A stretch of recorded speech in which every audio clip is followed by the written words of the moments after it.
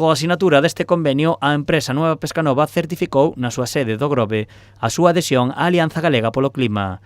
Esta alianza busca o compromiso das empresas, organizacións e asociacións para traballar en común na loita contra o cambio climático. Dende a Xunta valoran de forma moi positiva a adhesión dunha empresa tan grande como Nueva Pescanova. Evidentemente unha empresa con moitísima potencia, vos decía, non unha empresa máis Nueva Pescanova, pola súa trayectoria, tantos anos en Galicia, primeiro como Pescanova, ahora este novo grupo,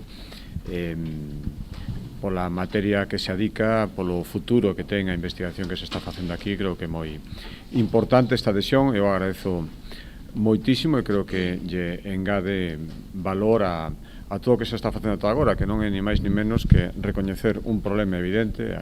Con este acordo, a empresa adquire uns compromisos para mellorar as súas tarefas tendo en conta o cuidado do medio ambiente. Teñe moito que ver coas baixas emisións, coa utilización de enerxías renovables na produción, a súa implantación progresiva, o intercambio de información en todo o que ten que ver con materias relacionadas co cambio climático e a concienciación as súas prácticas diarias respecto ao que está convertíndose só nun problema e sobre todo unha ameaza para o futuro. Por lo tanto, coa adhesión de Nueva Pescanova xa son 60 as empresas, asociacións ou organizacións integradas na Alianza Galega contra o Clima.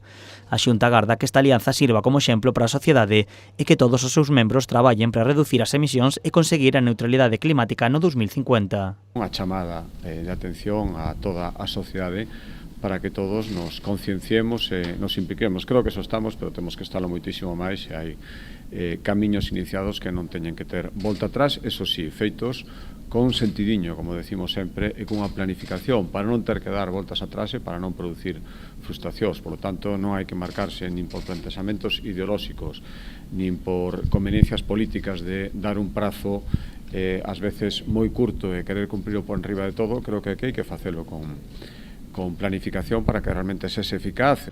Os traballos realizados para reducir as emisións xa comezan a dar os seus froitos.